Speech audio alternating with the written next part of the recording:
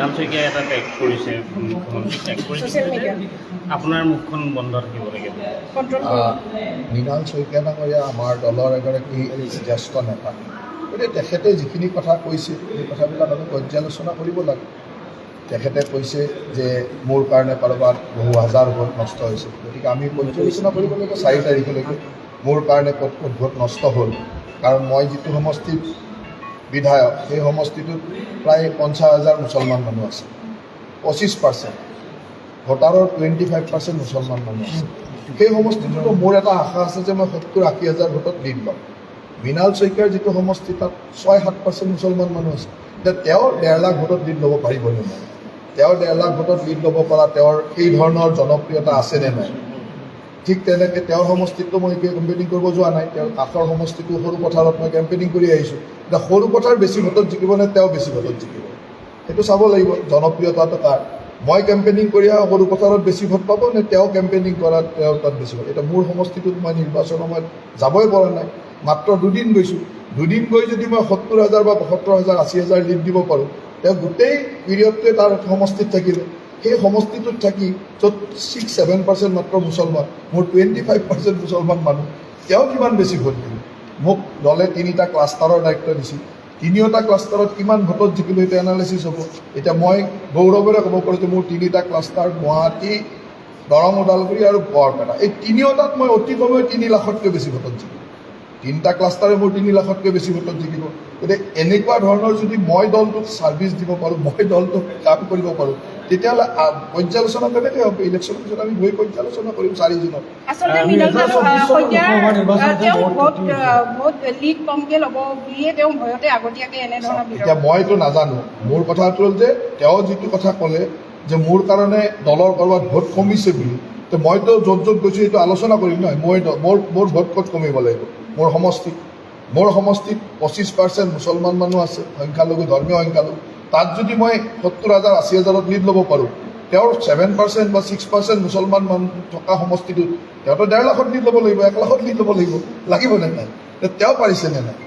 এতিয়া তেওঁ নিজক, প্ৰথম কথাটো হ'ল যে মই কি কৈছোঁ? মই কৈছোঁ কৰ্মৰ কথা। মই কৈছোঁ কৰ্মৰ কথা যে দলত যোনে কাম কৰে, দলত যোনে ত্যাগ কৰে, দলত যোনে সমৰ্পিতভাৱে কাম কৰে, তেওঁক আমি সন্মান দিব লাগে আৰু তেওঁৰ প্ৰতি আমাৰ দায়িত্ব আছে।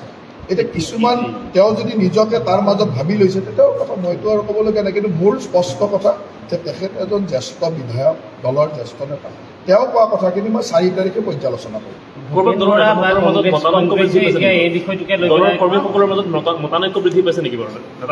আমাৰ কোনো মতানৈক্য নাই। আপোনালোকে ক'ৰবাত বিচাৰি আহে, কিন্তু আমাৰ কোনো মতানৈক্য নাই। আমিতো চবেই একেলগে কাম কৰোঁ। মইতো কৈছোঁ তেওঁ আমাৰ দলৰ জ্যেষ্ঠ নেতা, তেওঁৰ প্ৰতি মোৰ সন্মান আছে। কিন্তু সন্মানৰ লগে লগে এইটো আছে যে তেখেতে যে মোক ক'লে যে মোৰ কাৰণে ক'ৰবাত ভোট কমিছে, এতিয়া তেওঁতো জবাব দিয়ক ক'ত ভোট কমিছে। মোৰ যদি সমষ্টিটোত ভোট কমে মোক কওক যে জয়ন্ত মল্ল বৰুৱাৰ সমষ্টিত ভোট কমিলে, তেওঁৰ সমষ্টিত 25% মুছলমান থকাৰ পিছতো তেওঁ 80,000 বা 70,000ত লিড ল'লে। তেওঁৰ তাত 6% মুছলমান আছে, তেওঁ বুলি 20,000ত লিড ল'লে, সেইটোতো নহ'ব নহয়। তেওঁ 1 লাখত লিড লৈ দেখাব লাগিব।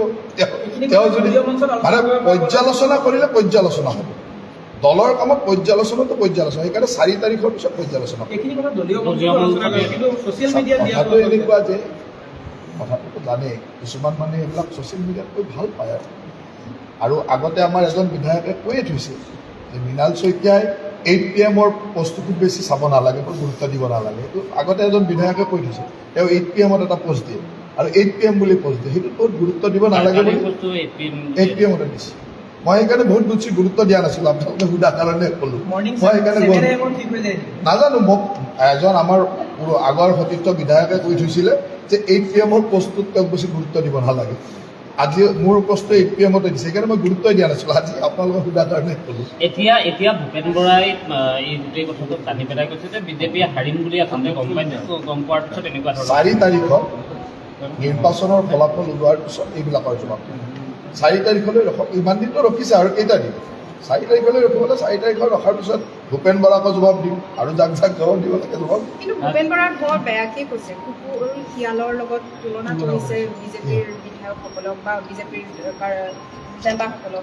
ভূপেন বৰা হ'ল এজন হতাশগ্ৰস্ত মানুহ আৰু তেওঁ মাজে মাজে কবিতা লিখে আৰু আপোনালোকৰ কথাটো ভূপেন বৰাই সদায় মিডিয়াত এটা হাইলাইট লৈ থাকিবৰ কাৰণে কাম কৰে সেইকাৰণে কেতিয়াবা কবিতা লিখে কেতিয়াবা চায়েৰী মাতে কেতিয়াবা অদ্ভুত কিছুমান কথা কয় বুটাম ছিঙি দিয়ে এই ধৰণৰ কামবিলাক কৰি থাকে এতিয়া আপোনালোকেতো চিধা চিধি কথা ক'লে নবজাব সেইকাৰণে এনেকুৱা অলপ উল্টা কথা কৈছে যাতে আপোনালোকে তেওঁৰ নিউজটো বজায় সিমানেই ভূপেন বৰাই মই বেলেগ আশা নকৰোঁ কিমানেই KSCৰ কালি যিটো গকুল বৰ্মনৰ যিটো ঘটনা সেই ঘটনাৰ পিছত কালি মিটিং কৰিছে যোৱাকালি মই KSCৰ যিখিনি আমাৰ এক্সিকিউটিভ মেম্বাৰ বা জেনেৰেল মেম্বাৰ গোটেইখিনি আহিছিল তেওঁলোকৰ লগত মই আলোচনা কৰিছোঁ আৰু তেওঁলোকৰ মত অভিমতখিনি লৈছোঁ আৰু এই অভিমতখিনি মুখ্যমন্ত্ৰী ডাঙৰীয়াক জনাইছোঁ আৰু দলৰ শীৰ্ষ নেতৃত্বকে জনাম সেইমতে দলে সিদ্ধান্ত ল'ব ATM-ৰ বস্তুক লৈ পেলাই মানে ৰাজ্যিক সভাপতিসকলে মুখ্যমন্ত্ৰী ডাঙৰীয়াৰ হস্তক্ষেপ আপুনি বিচাৰিছে নেকি নহয় এতিয়া ছ'চিয়েল মিডিয়াত কিবা এটা পষ্ট দিছে সেইটো লৈ ইমান আপোনালোকে যেনেকৈ ভাবে তেনেকুৱা নহয়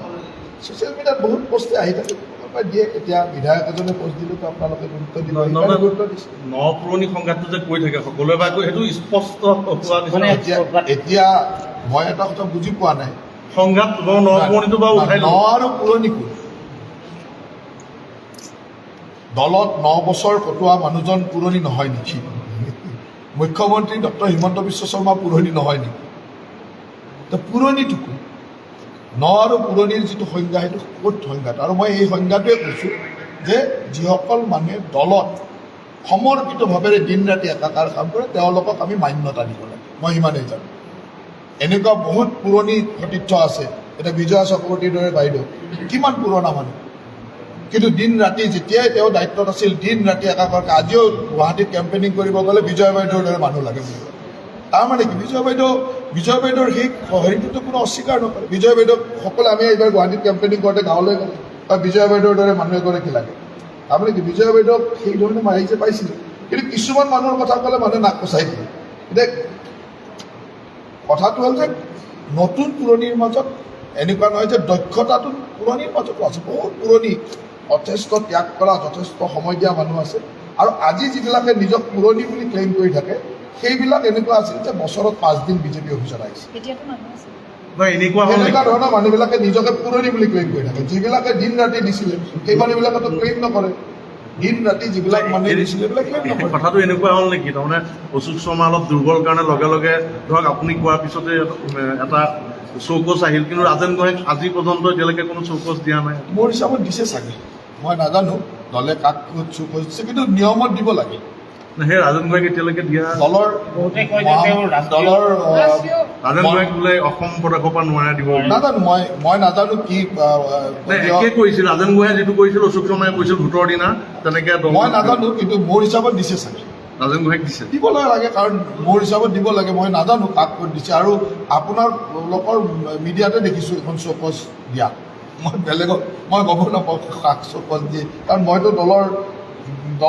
এনেকুৱা গুৰুত্বপূৰ্ণ বিষয়বাবত নাই যিজনে গম পাব গতিকে মই মিডিয়াৰ পৰা দেখিছোঁ যে এখন চৌকছ আৰু মই ভাবোঁ যে দুইখনেই চৌকছ গৈছে নেকি মৃণাল শইকীয়াক দিব লাগে বুলি ভাবে নাই ৰাজেন গোহাঁইলৈ চৌকছ গৈছে নেকি নাজানিম মই আপুনি আমাৰ সাধাৰণ সম্পাদক ডাঙৰীয়া সুধি ল'ব কালি তেওঁ এগৰাকী প্ৰেমিকা এই কথাটো আমিও সংবাদ মাধ্যমত দেখিছোঁ আৰু সংবাদ মাধ্যমৰ পৰা বাতৰিটো আহি আছে বাতৰিটোৰ সত্যতা অসত্যতা সম্পৰ্কে এতিয়ালৈকে আমি পুলিচৰ পৰাও জানিব পৰা নাই মই নিজেই আৰক্ষী অধীক্ষকৰ লগত কথা পাতিছিলোঁ তেখেতসকলেও যিহেতু ছোৱালীগৰাকী হস্পিটেলত আছিল যে তাই যদি কিবা কেছ দিয়ে কিবা হয় তেতিয়া জানিব পাৰিম বুলি কৈছে এতিয়ালৈকে আমিও অফিচিয়েলি একো জানিব পৰা নাই সংবাদ মাধ্যমত জানিছিলোঁ আৰু বাতৰি যিহেতু ওলাইছে যোৱাকালি মোৰ তাত গোটেই কমতাপুৰ অট'নমাছ কাউন্সিলৰ গোটেই সদস্যসকল আহিছিল তেওঁলোকে মোক গোটেই বিষয়টো জনাই থৈ দিছে যে এনেকুৱা হৈছে এইটো এনেকুৱা ধৰণে আলোচনা হৈছে এইটো হৈছে তেওঁলোকৰ মতামতখিনি জনাই থৈছে আৰু মই আজি ৰাতিপুৱাই মুখ্যমন্ত্ৰী ডাঙৰীয়াক এই কথাখিনি জনাইছোঁ আৰু দলৰ সভাপতিকো জনাম যে স্বায়ত্তশাসিত পৰিষদৰ মানুহখিনি কি কৈছে কোনোবাই এনেকুৱাও ক'ব বিচাৰে যে এয়া গৃহযুদ্ধ হৈছে বিজেপি ইমান ডাঙৰ দল যে ইয়াত অনুশাসন সকলোৱে চলে আৰু অনুশাসনৰ ছিষ্টেমতে চলে ইয়াত কোনো যুদ্ধ গৃহযুদ্ধ নাথাকে আৰু যিবিলাক আপোনাৰ লগত যিবিলাকে কৈ আছে সেইবিলাক কংগ্ৰেছ দলৰ মানুহ কাৰণ কংগ্ৰেছ দল এইবিলাক চলি থাকে সেইকাৰণে সেইবিলাকে আলোচনা কৰি আছে সেইকাৰণে ভূপেন বৰাই ইয়াৰ ওপৰত কমেণ্ট দি আছে তেওঁ নাজানেই বিজেপি দলত যোনে সোমাই যায় সি জানে বিজেপি দলত থকা মানুহে এই কথাটো জানে কাৰণে ইয়াত কোনো তাত আপোনালোকে যেনেকৈ উৎকণ্ঠাত আছে বিজেপিৰ কোনোবা মানুহ উৎকণ্ঠাত আছে নেকি এয়া মুঠতে সাময়িক এনেকুৱা আৰু কোনোবাই কিবা এটা ক'লে তাতে ক'লে আৰু মোক কৈছক আৰু আগতে কৈছিলোঁ এজন বিধায়কে কৈ থৈছে 8 PM প্ৰশ্নত বেছি গুৰুত্ব দিব নালাগে আমি গুৰুত্ব দিয়া নাই সেইটো অনুশাসন ভংগ নুবুজায় নেকি 8 PM যিটো দি দিয়ে ছাৰ এতিয়াতো কি অনুশাসন ভংগ এইবিলাক অনুশাসন কমিটিয়ে ল'ব কিন্তু মই যিমান দূৰ জানো তেওঁ সদায় 8 PM এটা পষ্ট দিয়ে আৰু সেইটো বহুত বেছি গুৰুত্ব দিব নালাগে বুলি আগৰ সতীৰ্থ বিধায়ক বা বেলেগে বিভিন্নজনে কৈ থাকে